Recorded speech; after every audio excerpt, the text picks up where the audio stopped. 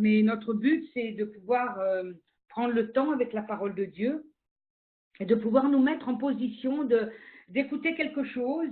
En fait, le message, je l'ai donné dimanche, et comme bien sûr c'était dimanche après-midi, peu de monde, ce qui est presque normal. Donc finalement, je me suis dit, je vais faire le même message aujourd'hui. Donc avant que nous puissions commencer, chers frères et sœurs, nous allons prier pour nous mettre vraiment, comment dirais-je, à la disposition du Seigneur maintenant. Père, nous voulons te louer, te bénir, de nous placer maintenant devant ta face, Seigneur, et de nous permettre de réaliser que nous ne sommes pas seuls. Nous sommes avec toi, tu es en nous, mais tu es aussi à l'extérieur de nous, tu es aussi celui qui nous guide, qui nous dirige, tu es celui qui oint aussi nos bouches, nos cœurs, en fait tout notre être. Et nous croyons ce soir, comme chaque jour, Seigneur, tu veux parler à nos cœurs. Et je prie encore une fois que ce message touche les cœurs et qu'elle puisse peut-être nous placer devant quelque chose qui va nous révéler quelque chose que nous savons au fond, mais qui a besoin d'être réactualisé et de prendre conscience parfois de certains aspects de nos vies qui peuvent être un obstacle à l'avancement de notre vie chrétienne. Alors Père, nous te louons et te bénissons pour ta parole et pour ce que tu vas dire ce soir. Oins ma bouche, Seigneur, donne tes pensées, Seigneur, à mon cœur, afin que je puisse être disposé, Seigneur, et nous croyons que tu vas le faire ce soir, dans le nom de Jésus. Amen. Donc ce soir, mon message, c'est que crée la peur et comment y remédier. En fait, je me suis rendu compte que d'une manière ou d'une autre, nous sommes aussi gouvernés par la peur. Et je me suis dit, mais Seigneur, c'est particulier de sentir parfois la peur être là et comment dirais-je, de nous mettre dans une position où nous ne comprenons pas toujours et ça nous amène à quelque chose qui fait qu'on stagne parce que la peur nous envahit. Alors j'ai marqué juste en prononçant le mot peur, celui-ci résonne en nous avec les émotions que comporte ce mot. Il signifie beaucoup de choses.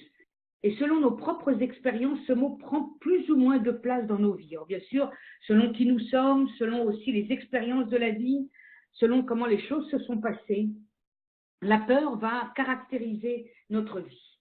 J'ai marqué plusieurs points, et vous allez me dire, en fait, pour tout le monde, cette peur peut être au sein de notre travail, ça peut être dans le couple, ça peut être avec les amis, et ça c'est quelque chose. La famille au sens large du terme, donc pas simplement ma famille, c'est-à-dire mon époux ou mon épouse et mes enfants. Donc voilà, la belle famille, les tantes, les oncles, etc. Et puis la société dans laquelle on vit. Finalement, j'ai marqué partout. Oui, donc finalement partout. Donc j'ai fait pour vous 4 listes. Donc je vais les lire un peu lentement pour ceux qui veulent l'écrire, parce que je crois que ça peut vous aider pour vous-même après à réfléchir et à pas vous laisser emprisonné par la peur, parce que c'est ça que je veux que le Seigneur, dans sa grâce, manifeste en vous, que la peur soit éradiquée. Alors, ça se fera, comment dirais-je, progressivement, mais il faut en prendre conscience. Donc, j'ai fait 4 listes, je vous dis les mots des 4 listes, et ensuite, à l'intérieur de chaque liste, je vous dis tout ce que j'ai marqué. Donc, j'ai marqué la peur peut créer de la paralysie, et puis j'ai marqué 4 autres points que je vous dirai ensuite. La peur nous rend méfiants ou méfiantes, bien évidemment. La peur m'isole et la peur me fait faire des actes inconsidérés. Donc, dans le premier point, la peur peut créer de la paralysie, j'ai marqué ceci. Je peux être tétanisé par elle, c'est-à-dire être rendu incapable de faire quoi que ce soit. Je suis paralysé, je ne peux plus rien faire. Je suis comme figé sur place, les yeux hagards dans le vide. Il y en a par la peur, ils sont plus capables de faire quoi que ce soit. Ils n'ont même plus la possibilité de faire un pas en avant, en arrière. Ça les a bloqués. Ça les a mis en position de blocage. Dans la paralysie, j'ai marqué aussi « je suis angoissée ». Parce qu'effectivement, ce n'est pas simplement l'extérieur dont on voit que quelqu'un a peur, mais c'est aussi à l'intérieur d'elle-même la peur. Et là, on ne le voit pas. C'est la personne elle-même qui ressent ces choses. Donc cette angoisse, elle est à l'intérieur de soi. Et puis le dernier point, je ne sais plus quoi faire ou comment faire. Donc, la peur qui crée de la paralysie est vraiment un moyen où l'ennemi nous bloque. Il est impossible pour la personne d'avancer ou de reculer. Elle ne peut plus rien faire. La peur la paralyse, la tétanise, la met en position d'incapacité de faire quoi que ce soit. Et ça, c'est caractéristique d'une peur très violente en soi. Un choc violent. Alors, ça peut être malheureusement physique. Ça peut être des choses même sur le corps d'une femme. Hein, voilà, une violence physique. Ça peut être un peur d'un accident de voiture. Tout d'un coup, on voit la voiture arriver. On a l'impression qu'elle va nous passer dessus. Et là, il y a une paralysie. Là, parfois, on ne peut même plus bouger. On ne sait plus comment reculer ou avancer. Alors, on peut se sentir, tout d'un coup, la voiture, elle va passer dessus. Donc, il y a vraiment des peurs très, très profondes et qui créent donc une paralysie. Le deuxième point que je voulais donc vous signifier ce soir, c'est la peur nous rend méfiants ou méfiantes. Et ça, c'est plus subtil et ça se vit parfois dans notre quotidien. On ne sait pas, mais on est méfiant dans la vie. Il y a des gens qui sont méfiants et parfois, je ne dis pas que c'est tout le temps, mais c'est la peur qui nous rend méfiants. Alors, qu'est-ce que j'ai mis comme point? Je mets en doute les paroles d'une personne. La méfiance, c'est je mets en doute. Quelqu'un me parle, mais je ne pense pas qu'elle dise la vérité. Je mets en doute. Tu crois, elle m'a dit ça? Oh, je ne suis pas sûre. Hein, ouais, j'ai l'impression que c'est un peu traficoté. Je mets en doute. Pourquoi? Pour quelle raison? Apparemment, aucune raison. Je suspecte le mal. La peur nous fait suspecter le mal. Et je trouve ça triste parce qu'on est dans une position où c'est le mal qui gagne sur le bien. Donc la méfiance nous fait suspecter le mal. Un autre point qui est très caractéristique, je suis sur la défensive. Quand on a peur, on est là, on a les yeux qui regardent, qui essayent de voir, et puis on est prêt à bondir. D'ailleurs, le point suivant, c'est je suis prêt à bondir sur la moindre parole d'une personne, prêt à bondir, à réagir fort. Hein, tout d'un coup, non, mais t'as dit ça, mais qu'est-ce que c'est que ça, mais c'est pas vrai. Et puis ça peut prendre une ampleur extraordinaire et l'autre personne en face ne comprend même pas. L'autre en face n'a pas le moindre point de vue que cette personne qui est méfiante. Elle ne sait pas, elle ne comprend pas pourquoi il y a tout d'un coup une réaction aussi forte. Parce qu'il y a de la méfiance. Ensuite, le point suivant qui est logique, je me fâche pour un rien. Parce que le fait que je bondis, je vais réagir tellement fort que je me fâche pour un rien. Elle a dit une telle chose, la personne en face, puis je me fâche. Puis l'autre ne comprend même pas, mais pourquoi tu te fâches? Qu'est-ce que j'ai dit de si incroyable? Parfois, ça peut être des choses toutes simples. Et puis finalement, le dernier point qui est le plus terrible, je peux devenir une personne insupportable. Parce que la méfiance fait que ça insupporte l'autre. Il n'arrive plus à comprendre ou elle n'arrive plus à comprendre. Elle est dans une position où l'autre se méfie de tout, il est en train de suspecter le mal, il est sur la défensive, il va pour bondir. Comment faire devant une telle réaction? Et là, il faut comprendre que peut-être ces réactions, c'est parce que j'ai peur de quelque chose. Est-ce qu'on m'a rendu comme ça quand j'étais petit à cause de ce qu'on m'a dit et j'ai appris que les adultes qui m'ont parlé me disaient n'importe quoi. Et de ce fait, j'ai développé de la méfiance, ce qui est logique, parce que je me préserve. Ça semble me préserver, cette peur-là semble me préserver du mal que peut me faire quelqu'un. Le troisième point que j'aimerais développer avec vous, c'est la peur qui m'isole. Et ça, c'est aussi assez caractéristique. Je m'isole par peur de l'autre. Donc, je me mets à part, bien évidemment, le premier point. Je suspecte les gens de malveillance. Ça va avec l'autre point qui était la méfiance. Là, c'est de la malveillance. Donc, une attitude qui ne serait pas bonne envers moi. Je regarde aussi les personnes avec mépris. Quand je m'isole, du coup, je les regarde, je les suspecte et je les regarde avec mépris. Et puis, bien sûr, le dernier point, je me mets au-dessus d'eux ou d'elles. Parce qu'en m'isolant, je me crois supérieure. Je me mets en fait en attitude de protection. Et quand je me protège moi-même, je mets un mur et de ce fait, je ne vois pas les autres à la bonne hauteur. Je les vois soit trop bas, soit trop haut, soit justement moi plus haut qu'elles ou qu'eux. Parce que cette attitude fait que je ne regarde pas les choses d'un même point de vue que celui ou celle qui est en face. Et mon isolement est terrible parce que ça peut me rendre aussi acariâtre et je pourrais développer d'autres points puisque mes listes ne sont pas exhaustives, mais on peut s'imaginer qu'est-ce que crée en tout cas l'isolement. Et puis la dernière liste que j'ai faite pour vous, c'est la peur me fait faire des actes inconsidérés. Oh oui. Je dépense mon argent avec frénésie par peur de manquer. Et ça, c'est caractéristique, entre autres, de ceux qui ont connu la guerre. Ceux qui ont connu la guerre, ils ont deux choses très caractéristiques. Ils ont peur de manquer à manger. Et ça, c'est normal parce que ça a été des moments très, très pénibles où ils n'avaient pas de quoi manger, ils ne se rassasiaient jamais. Donc, le peu qu'ils mangeaient, c'était un régal absolu. Et la peur de manquer de manger, je le connais un peu dans les personnes âgées, dans certaines familles. Et puis, la peur, comment dirais-je, je dépense mon argent parce que, comme je le disais, j'ai peur de manquer. Deuxième point, je prends toutes sortes de médicaments par peur de la maladie. Quand je fais des actes inconsidérés, comme j'ai peur de la maladie, alors je prends toutes sortes de médicaments pour éviter la maladie. Ça évite pas grand-chose, mais en tout cas, on a l'impression qu'on se préserve. Autre point qu'on ne pense pas souvent, je peux devenir superstitieux ou superstitieuse. Vous savez, dans la vie d'un croyant, il faut qu'on se rende compte que parfois on a de la superstition, même en tant que chrétien.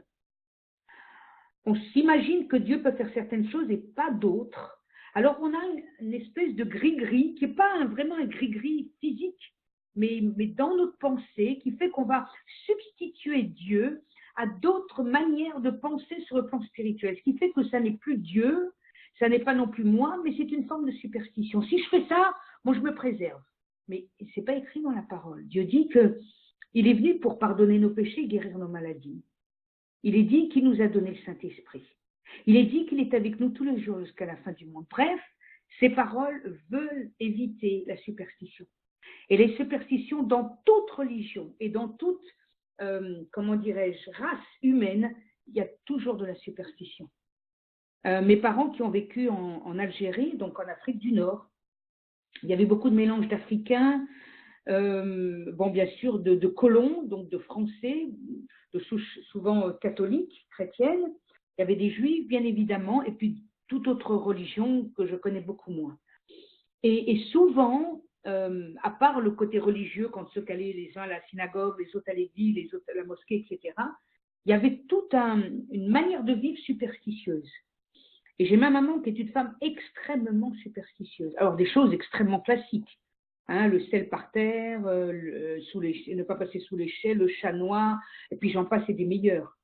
Mais cette superstition est là, très très forte. Et souvent, on a l'impression que c'est collé avec la foi. Pas du tout, du tout, du tout, du tout. Il faut bien vous dire que si vous avez quelque chose dans votre vie qui n'a rien à voir avec Dieu, c'est la superstition, et il faut pouvoir s'en débarrasser, demander au Seigneur vraiment de liquider ça pour dire Seigneur, je veux vivre ma vie avec ta parole. C'est très, très important. Et puis le dernier point, le plus fort, je peux devenir violent ou violente. Donc mes actes inconsidérés par la peur peut créer en moi de la violence et donc pas simplement sur moi-même, je peux être violent envers moi-même, mais je peux surtout être violent envers mon prochain. Et ça, c'est terrible. Donc avec ces 4 listes, je me rends compte combien la peur peut parfois guider 2 choses, notre comportement et nos pensées. C'est pourquoi Dieu désire nous rendre libres. Ah, quel mot magnifique, nous rendre libres, mes amis, nous rendre libres. Et le verset le plus caractéristique pour ça, que tout le monde connaît, mais qu'il va falloir que vous appreniez par cœur, s'il vous plaît. Jean 8, 36. Jean chapitre 8 et au verset 36, que vous connaissez parfaitement. Si donc le Fils vous affranchit, vous serez réellement libre. Pas à moitié, réellement libre, c'est-à-dire authentiquement, quelque chose qui est vrai. Quelque chose qui n'est pas à moitié, pas quelque chose que peut-être le Seigneur va faire s'il le veut bien, s'il pense que vous en avez besoin. Non, le Seigneur sait qu'on a besoin de ça. Donc je répète, Jean chapitre 8 et au verset 36. Et c'est magnifique parce que ça nous parle du Fils, celui qui est venu pour pardonner nos péchés, celui qui est venu pour prendre nos maladies, celui qui est venu de la part du Père sur cette terre. Tellement il nous aime, il est venu pour nous. Si donc le Fils vous affranchit, pas n'importe qui, le Fils de Dieu, celui que le Père a envoyé, Vous serez, c'est vous serez, pas vous allez peut-être être, ou quand j'ai le temps, non, vous serez réellement libre. Je vous en prie, apprenez ce verset par cœur. En le mettant en mémoire, vous allez vous éviter combien de choses dans votre vie. Seigneur, tu m'as affranchi, je suis réellement libre, authentiquement. Je n'ai rien qui doit me briser ou me mettre en position d'être esclave. Parce que quelqu'un qu'on a franchi, c'est quelqu'un qui est esclave. Et la Bible dit qu'on est esclave du péché. N'oubliez jamais ça. On est esclave du péché. Jésus est venu pour nous rendre libres du péché. Donc, il est dit ici, donc le Fils vous a franchi, vous serez réellement libre. Le mot peur, écoutez-moi bien, apparaît, en tout cas dans la version Louis II, 166 fois. Je ne sais pas si vous vous rendez compte. C'est quand même énorme. Ça veut dire que ça veut dire qu'il y a une importance à en parler. Écoutez bien maintenant, la peur est un moyen pour Satan de nous tenir prisonniers, enfermés, non pas nécessairement en prison avec des barreaux, mais dans nos têtes et par conséquent dans notre comportement et nos pensées. Ce sont nos pensées qui sont un obstacle à l'avancement dans nos vies. C'est nos pensées qui vont nous paralyser. C'est nos pensées qui vont nous rendre esclaves. C'est nos pensées qui vont faire que j'ai peur de telle ou telle chose. C'est elles qui vont véhiculer tous les sentiments que je peux avoir. Et c'est pour ça que Dieu traite nos pensées. C'est pour ça que dans Romains chapitre 12, verset 1, vous savez combien Dieu dit qu'il veut que nous ayons nos pensées transformées.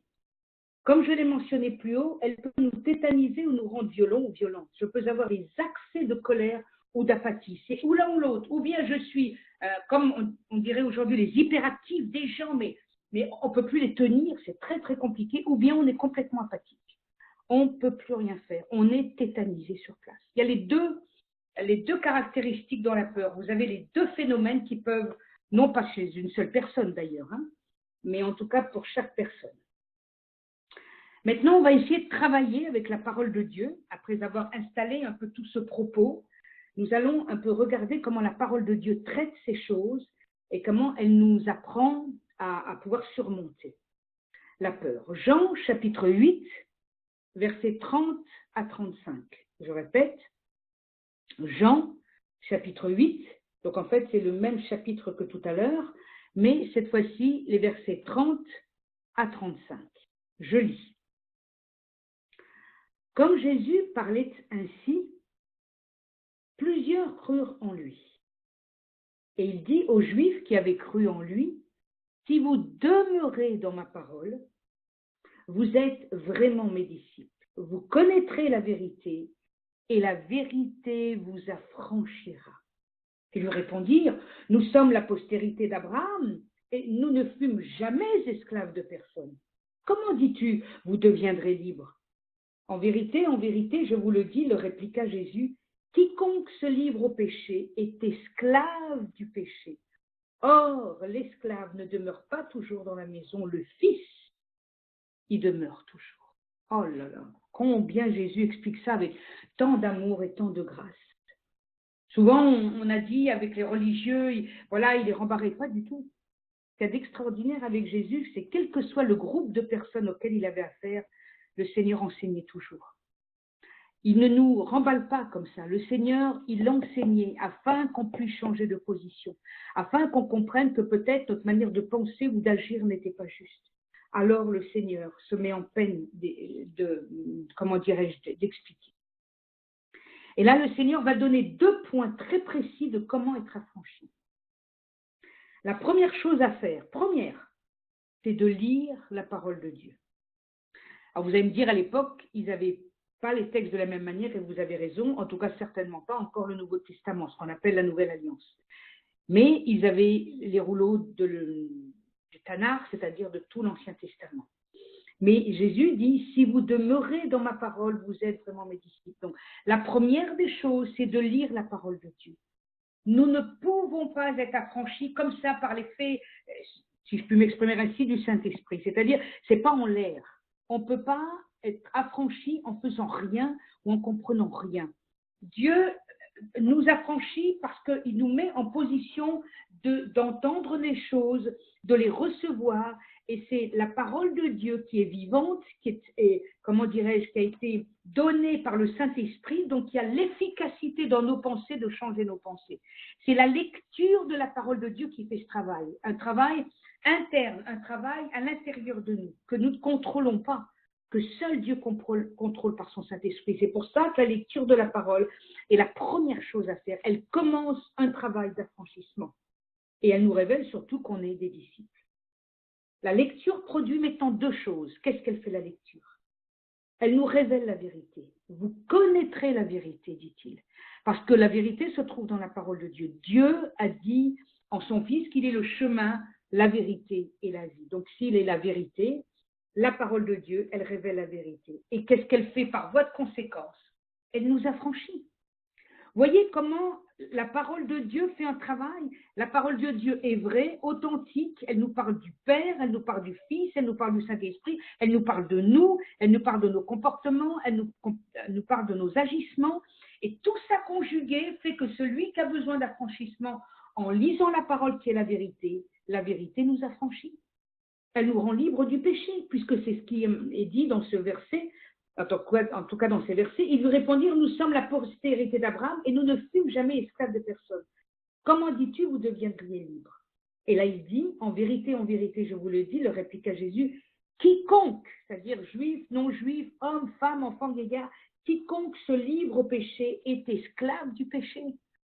Donc celui qui fait des choses contraires à la parole de Dieu, qui est déjà la désobéissance vis-à-vis de la parole de Dieu. Puis après, ça peut être le meurtre, ça peut être simplement l'adultère, ça peut être le vol, ça peut être le mensonge, ça peut être des choses assez, on va dire, simples.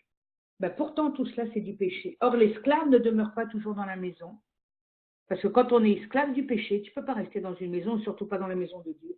Le Fils, il demeure toujours. Pourquoi? Parce que le Fils est libre du péché. Lui, il est pur.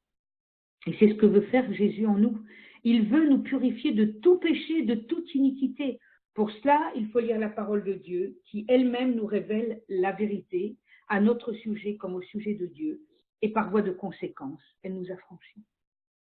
Jésus enseignait. Maintenant, j'aimerais vous ramener en arrière et qu'on le regarde ensemble à quel moment la peur est entrée dans le monde. Et vous allez voir, c'est assez... comment dirais-je, c'est assez incroyable de le voir dès le début de l'histoire de l'humanité des hommes. Genèse, chapitre 3, versets 1 à 4. Genèse, chapitre 3, versets 1 à 4. Alors bien sûr, le mot peur, là, a une autre consonance, mais quand même. Le serpent était le plus rusé de tous les animaux des champs que l'Éternel Dieu avait fait. Il dit à la femme, Dieu a-t-il réellement dit, vous ne mangerez pas de tous les arbres du jardin?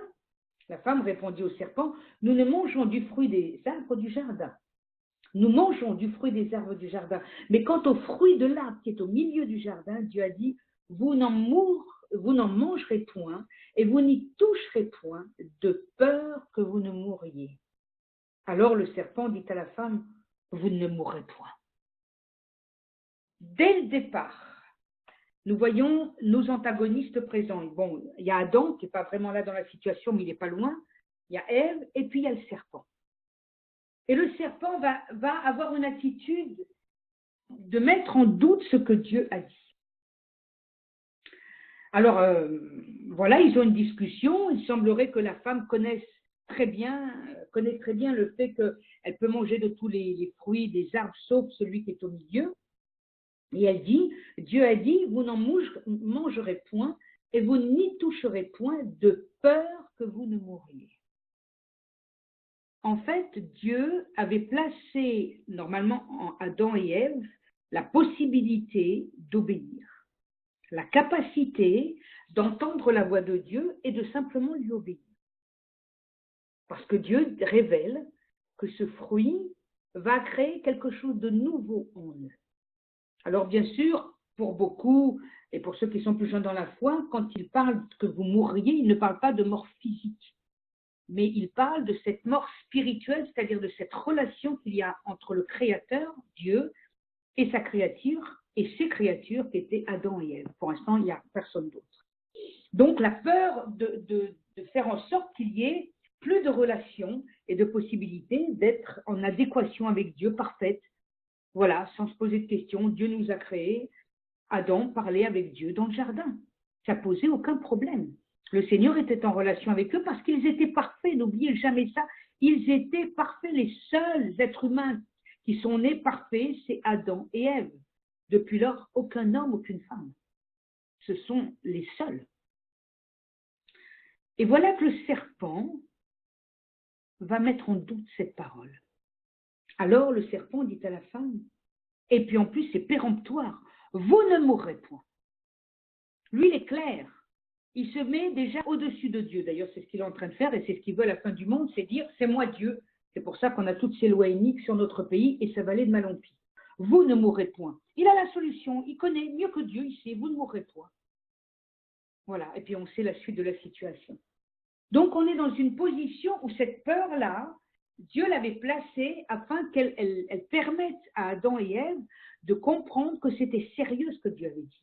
Si tu touches cet arbre, il va se passer quelque chose. Vous n'en comprenez pas la réalité, mais moi je vous dis ce qui va se passer, puisque je suis Dieu.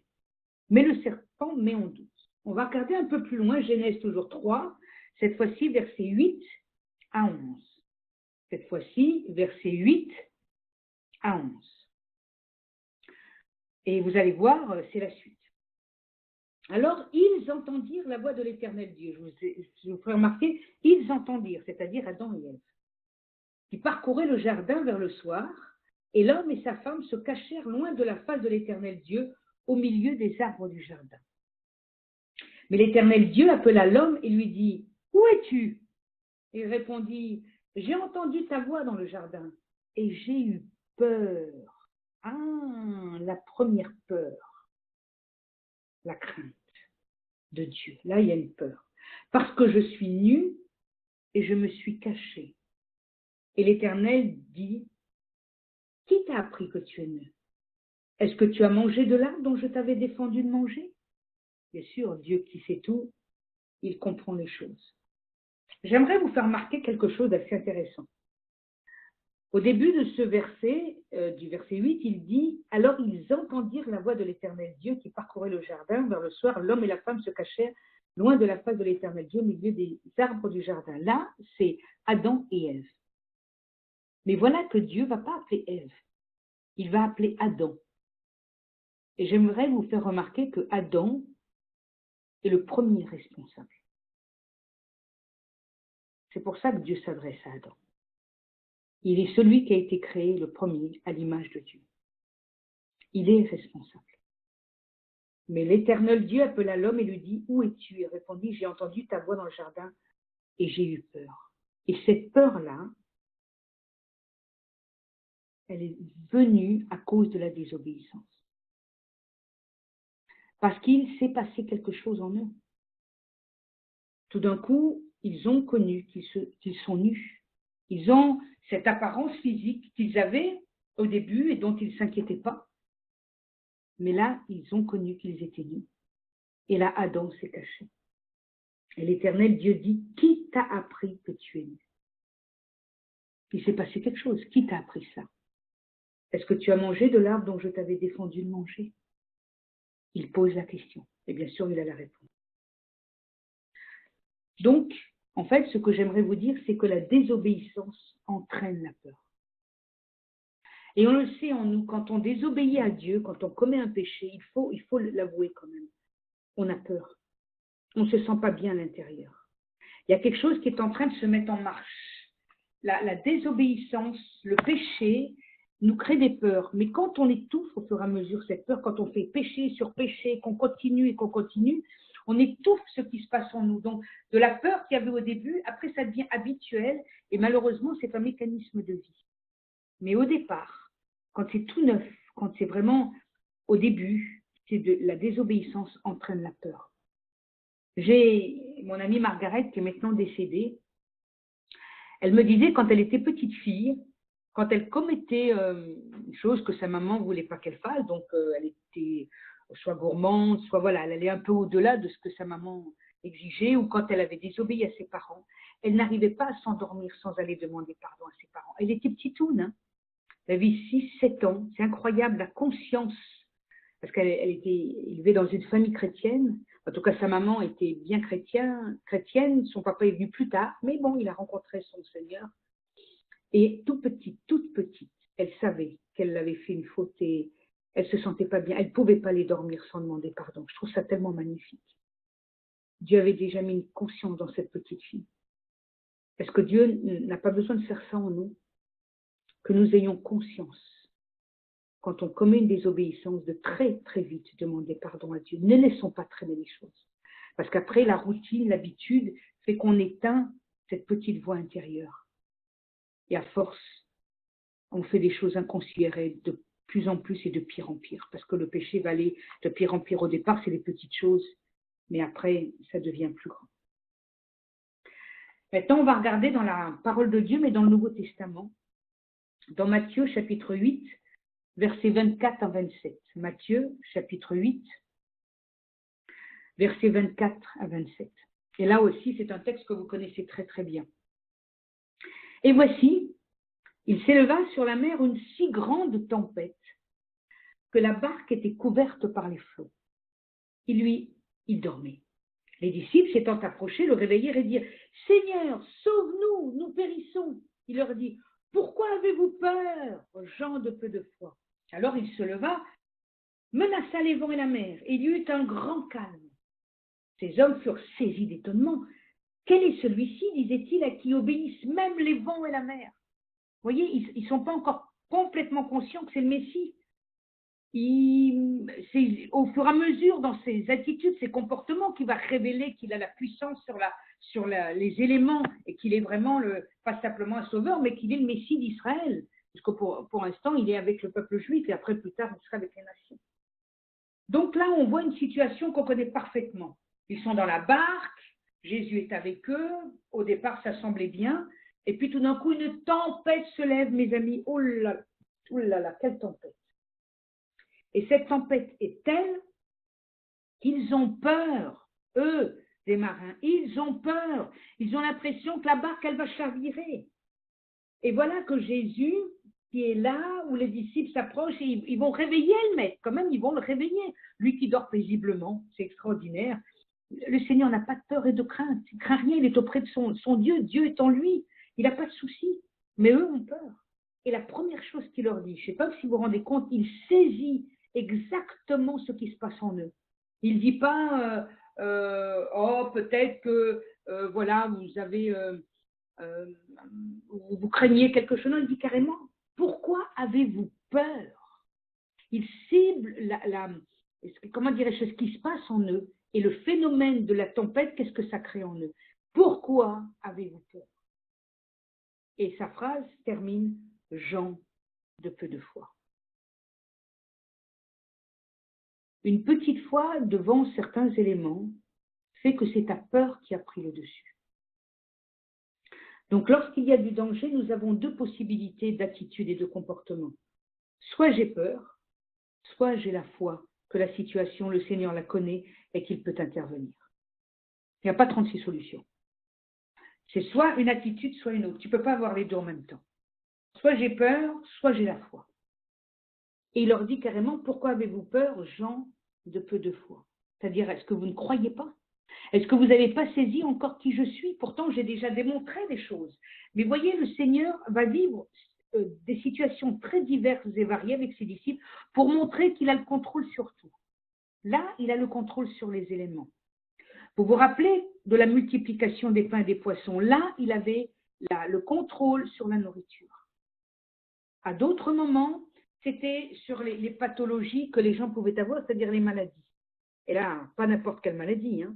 Des aveugles, des sourds, des muets, des paralytiques, et même de ceux qui étaient, comment dirais-je, prisonniers de Satan. Et on voit le Seigneur à chaque fois montrer combien il est celui qui est au-dessus de toutes ces choses.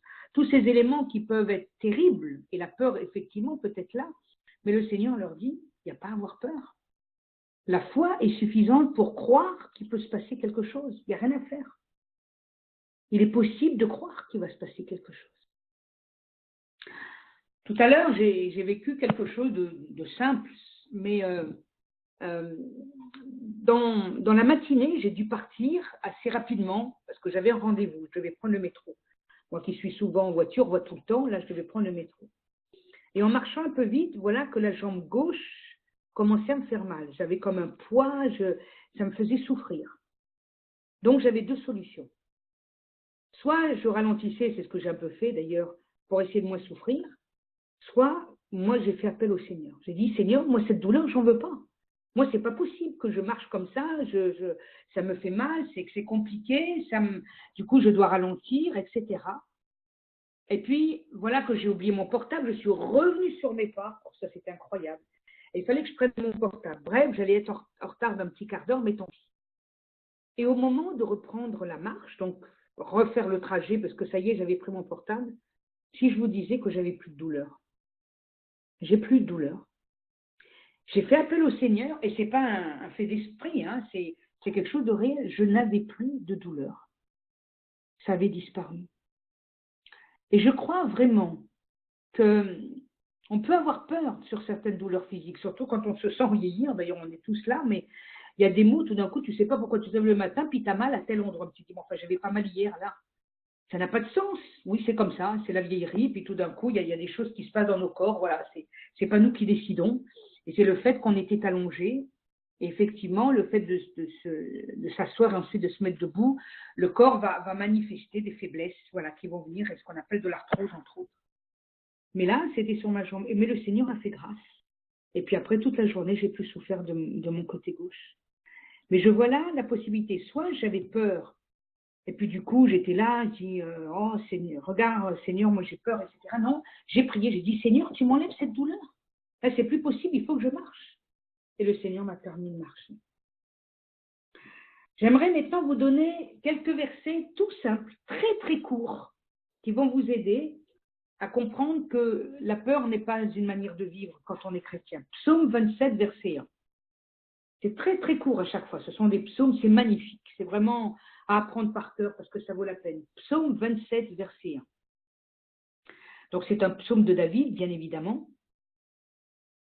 Donc psaume 27, verset 1.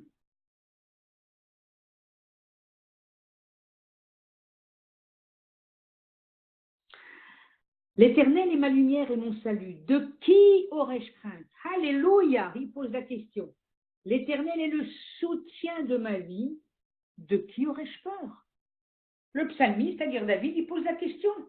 Tu crois en Dieu, et lui croyait en Dieu. Tu as mis ta vie dans les mains de Dieu. Il est ton soutien. De qui aurais-je peur? Il pose la question. De qui aurais-je peur? Qui est plus grand que Dieu pour me faire peur? Qui peut me faire mourir, éventuellement spirituellement? Si ce n'est Dieu, pourquoi je vais avoir peur? Et Dieu veut nous enlever la peur de l'homme. C'est ça qui se passe. La peur de l'homme peut être terrible dans la vie d'un individu. On a peur de son prochain. Qu'est-ce qu'il peut me faire? Qu'est-ce qu'il va me dire? Il peut me mettre une mauvaise note, il peut peut-être me mettre dehors, peut-être d'un poste parce qu'il est mon patron, ou tout au moins un patron, des patrons, etc. Il peut faire des choses. Non, non, vous êtes dans les mains de Dieu. Si Dieu décide que vous restez là, même s'il y a eu quelque chose que vous n'avez pas bien fait, il suffit de demander pardon. Le Seigneur est là. Donc il pose la question, David, l'Éternel est ma lumière et mon salut, de qui aurais-je crainte? La lumière et le salut, il est celui qui m'éclaire ma vie, il est celui qui m'a pardonné, il m'a accordé la vie parce qu'il a pardonné mes péchés, il est mon salut. D'ailleurs, son nom veut dire salut, donc on ne peut pas faire mieux. Il est mon Yeshua, si vous préférez presque. L'Éternel est le soutien de ma vie, de qui aurais-je peur? Il pose la question, de qui aurais-je peur? Donc nous aussi, on doit se poser la question, mais de qui aurais-je peur? Dieu est le soutien de ma vie, et c'est ça que vous devez apprendre par cœur. Dieu est le soutien de ma vie, je n'ai peur de personne et d'aucune situation. C'est vrai qu'il y a des situations qui nous semblent énormes au-dessus de nos têtes, mais quoi qu'il se passe, Seigneur, tu peux faire de cette montagne une vallée, tu peux aplanir et tu peux me dire, Père, tu es là, tu es le soutien de ma vie, je n'ai pas à avoir peur de quoi que ce soit. Au début, oui, j'ai été saisie, donc j'ai le temps de saisissement et il faut que quelques minutes une demi-heure plus tard, ou je ne sais pas combien de temps, mais je me ressaisisse, puis je me dis, mais Seigneur, le psaume 27 pose la question, Tu es le soutien de ma vie, de qui aurais-je peur? Et puis tout d'un coup, vous remettez les pendules à l'endroit. Donc vous vous positionnez dans les mains de Dieu. Nous sommes sous pression. Et la première chose que Satan vole, c'est la paix. Oh oui. La première chose qu'il vole, c'est la paix. Il sait, quand on est en paix, il ne peut pas faire grand-chose.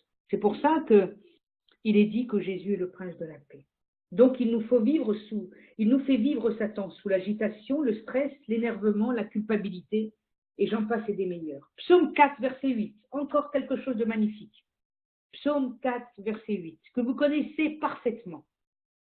Je me couche et je m'endors en paix, car toi seul, ô Éternel, tu me donnes la sécurité dans ma demeure. Ah là là, ça c'est magnifique. Psaume 4, verset 8. Je me couche et je m'endors en paix, car toi seul, ô Éternel, tu me donnes la sécurité dans ma demeure. Si je sais que Dieu est avec moi, si je sais que Dieu est mon sauveur et mon Seigneur, si je sais que je lui appartiens, si je sais que j'ai fait la paix avec lui, alors Dieu dit, je me couche, quand moi je vais pour m'endormir, bien évidemment, et je m'endors en paix, pas n'importe comment, je m'endors en paix, parce qu'il est le prince de la paix, car toi seul, ô Éternel, tu me donnes la sécurité dans ma demeure. La sécurité dans ma demeure, c'est quand je m'endors, que je me couche en paix, parce que l'Éternel est là. Il le dit, il n'y a rien à faire. Psaume 34, verset 14. Psaume 34, verset 14. Là, le Seigneur va nous dire quelque chose d'assez intéressant. Psaume 34, verset 14. Éloigne-toi du mal et fais le bien. C'est intéressant. Recherche et poursuis la paix. Ce que j'expliquais dimanche, il y a deux choses qui se passent dans la parole de Dieu, deux phénomènes qui ne sont pas contraires mais qui sont complémentaires. Il y a un principe où Dieu fait quelque chose et nous n'avons rien à faire. Ce que Dieu a fait pour nous, c'est de venir sur la terre, de pardonner nos péchés, prendre nos maladies, de nous donner le Saint-Esprit, de nous revêtir du fruit de l'Esprit, et puis j'en passe et des meilleurs. Et ça, ce sont des actes souverains de Dieu. Nous n'avons rien fait, rien. Ce sont des actes souverains de Dieu. Nous n'avons plus qu'à le prendre. Nous croyons en Dieu, nous nous habillons de ces choses. Nous n'avons rien fait. Deuxième chose, deuxième principe dans la Bible, nous sommes participants avec Christ. Je répète, nous sommes participants avec Christ. Ça ne viendra pas tout chaud, tout rôti. C'est pas, c'est un démon, machin et tout. Non, tout ça, c'est faux. J'ai des actes à poser devant Dieu. J'ai des choses à faire moi-même qui me permettent de ne pas être dans une attitude simplement je me pose puis je fais rien. Non, ça, c'est pas possible. Donc, dans ce psaume, il dit des choses importantes. Donc, il nous met en marche. Éloigne-toi du mal et fais le bien. Lorsque tu as deux voies, qui a la possibilité de faire du mal, mettons de voler à quelqu'un, au lieu simplement peut-être d'avoir vu une pièce tomber ou quoi que ce soit, de prendre la pièce et de rendre à cette personne. Fais le bien, au lieu de faire le mal. Éloigne-toi, nous dit carrément la parole. Éloigne-toi. C'est-à-dire, pars. Et il dit deux choses, recherche et poursuis la paix. Il faut la rechercher, la paix. Quand il y a une situation difficile, douloureuse, que tout d'un coup, ta paix s'en va. Ça peut être sur un plan financier, ça peut être pour l'éducation des enfants, ça peut être parfois dans le couple. On n'est pas d'accord et puis on cherche à chacun tire la couverture. Mais non, moi je te dis ça, puis non, moi j'ai raison, puis vous ne savez plus quoi faire, vous êtes là, puis enfin, il me semble que quand même, ça serait mieux cette attitude, ce comportement. En fait, il faut rechercher la paix et la poursuivre pour que dans la situation que l'on vit, la paix vienne. Quand il y a peut-être l'incompréhension ou quand il y a un obstacle à pouvoir dire qu'on n'est pas d'accord l'un avec l'autre, pardon. Donc l'idée, c'est de vouloir être d'accord. Quand on se met d'accord, ça crée la paix. L'accord crée la paix. Donc, le psalmiste nous encourage à rechercher et poursuivre la paix. Dans Ésaïe, chapitre 9 et au verset 6, et ça je vous l'ai dit tout à l'heure, et ça c'est important parce que c'est prophétique, et puis bien sûr c'est ce que Jésus est. Donc là, Ésaïe nous révèle quand le Fils viendra. Donc Ésaïe, chapitre 9 et au verset 6. Car un enfant nous est né, un fils nous est donné et la domination reposera sur son épaule. Et la domination, ça veut dire qu'il est roi, hein, bien évidemment, c'est ça. On l'appellera admirable, conseiller, Dieu puissant, Père éternel et surtout prince de la paix. Le Fils qui va être appelé Dieu puissant. Il est Dieu comme le Père est Dieu. Il est aussi le Père éternel puisque le Père habite en lui. Mais il est également le prince de la paix. Et c'est très important. On ne va pas chercher la paix ailleurs que dans celui qui en est le prince. Jésus a en lui-même, il possède la paix parce qu'il en est le prince de la paix. Donc si vous voulez obtenir la paix dans votre vie, dans votre couple, dans la relation avec vos enfants, avec vos amis, dans l'église, avec vos collègues, etc. Si vous voulez la paix, cherchez d'abord Christ qui en est le prince. Et quand vous êtes sûr en vous, vous avez le prince de la paix, alors vous voulez vivre de cette paix avec les autres. Et la paix va couler de vous parce que Christ habite en vous. Jésus est la paix. Pas besoin de la chercher ailleurs. Il est la paix. Vous cherchez la paix, allez à Christ. C'est aussi simple que ça. Allez vers Christ. J'en ai bientôt fini. Philippiens 4, versets 6 à 8, que vous connaissez aussi très bien, et qui est tellement important dans nos vies.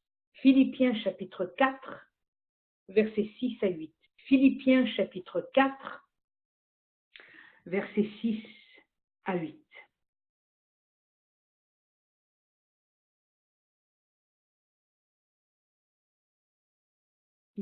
À 8.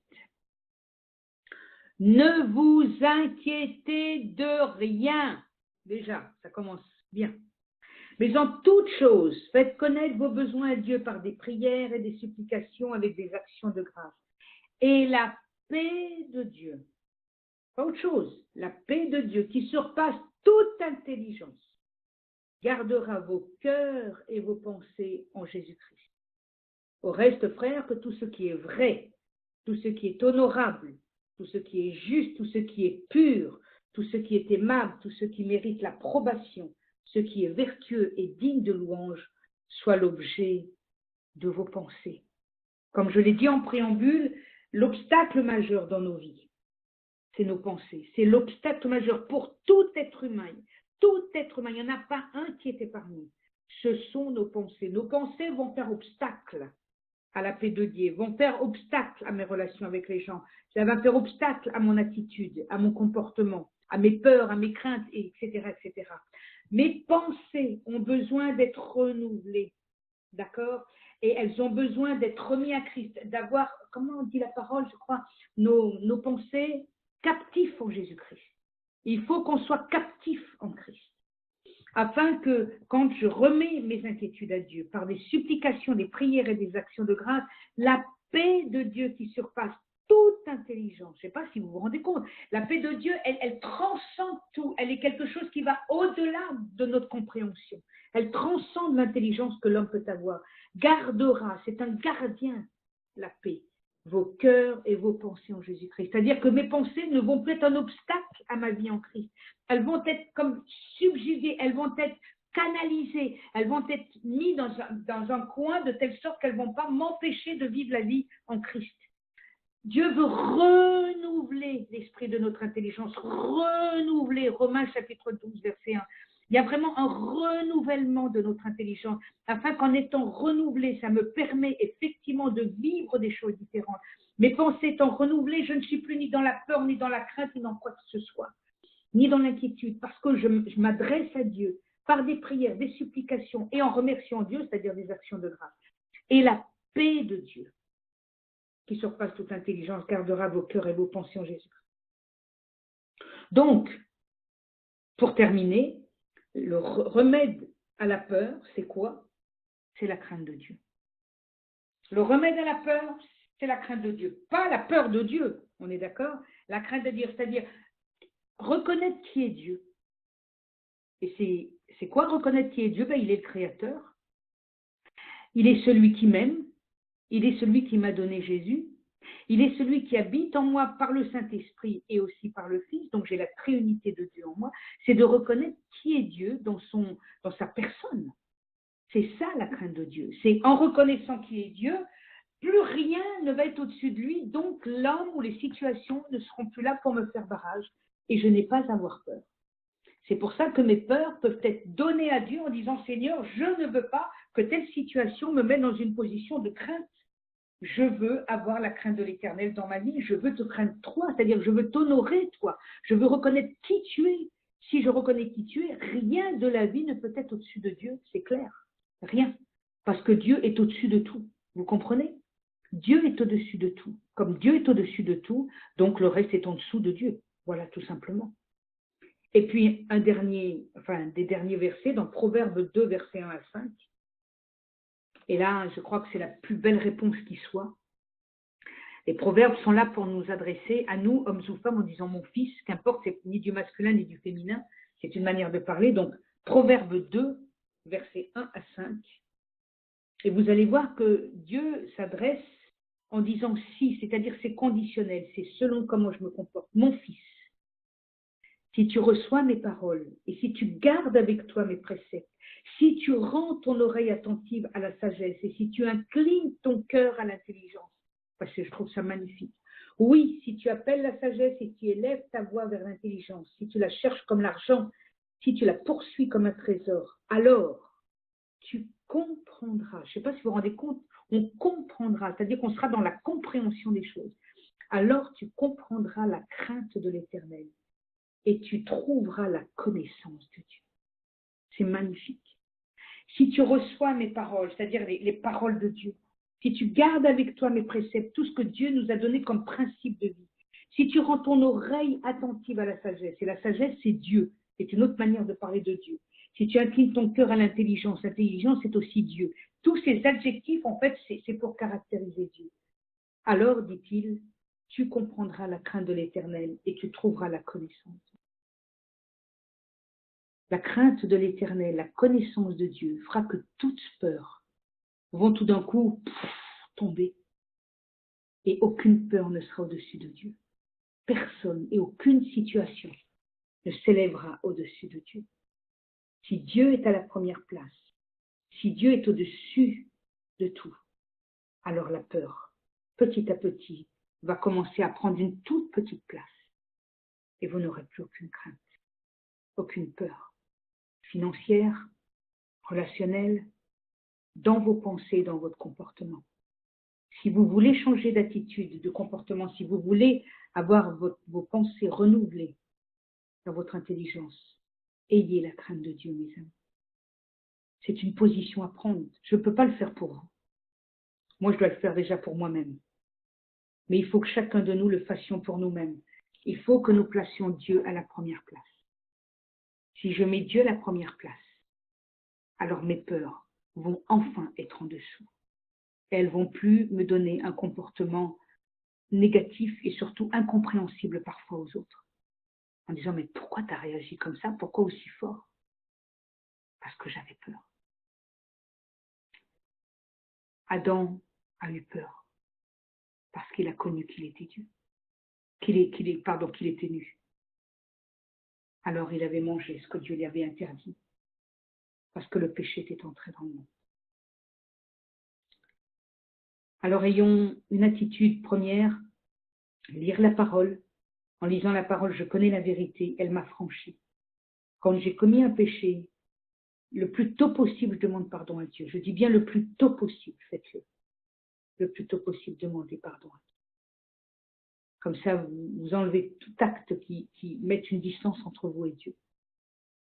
Et là, la relation continue.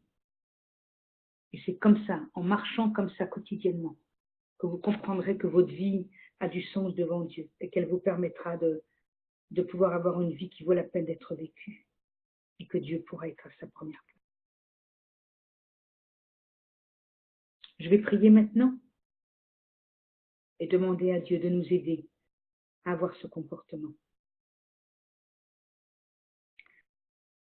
Père, nous voulons te louer et te bénir pour la façon dont ta parole nous met face à nous-mêmes. Elle nous met face à des réalités dans nos comportements ou dans nos pensées. Et combien celles-ci vont démontrer, en fait, par nos actions, comment nous pensons. Et combien parfois nos pensées peuvent nous mettent dans des positions tellement difficiles et douloureuses.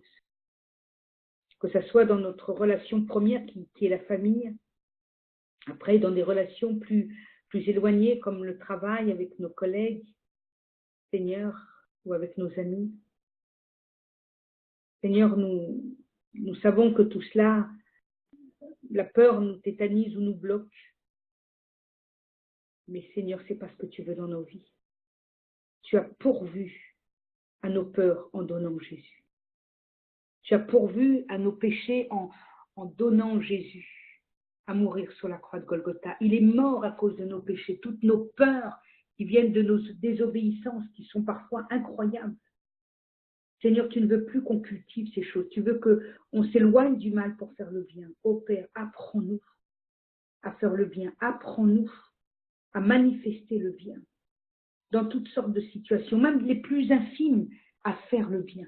Une parole qui encourage l'autre, une main tendue, un sourire, à considérer l'autre tout d'un coup, même si on ne lui adresse pas un mot, mais parce qu'on l'a croisé dans la rue ou qu'on est dans le métro en face avec un sourire, un air de dire oui, je te vois. Et tu es une belle personne, alors j'ai envie de te sourire, même si ce n'est pas une belle personne d'ailleurs, c'est simplement envie de sourire. Et d'ailleurs, la beauté, qu'est-ce que c'est? Sinon une affaire personnelle. Oh Seigneur, apprends-nous à te placer en premier, pour que tout le reste prenne sa place normale et ne prenne pas le dessus pour envahir nos cœurs et nous tétaniser et nous mettre dans des positions difficiles. Je prie pour mes frères et sœurs, afin que ta grâce, que ta miséricorde, que ton pardon, que ta présence par ton Saint-Esprit soit telle qu'ils vont être transformés de l'intérieur et leur attitude va changer. Ils vont pouvoir agir vers toi, envers toi, pour les autres, d'une manière nouvelle, parce qu'ils remettront leurs pensées captives en Jésus-Christ, afin que celles-ci ne soient pas selon qu'on était quand on était sans Dieu. Aujourd'hui, on est en Christ. Christ est ma paix.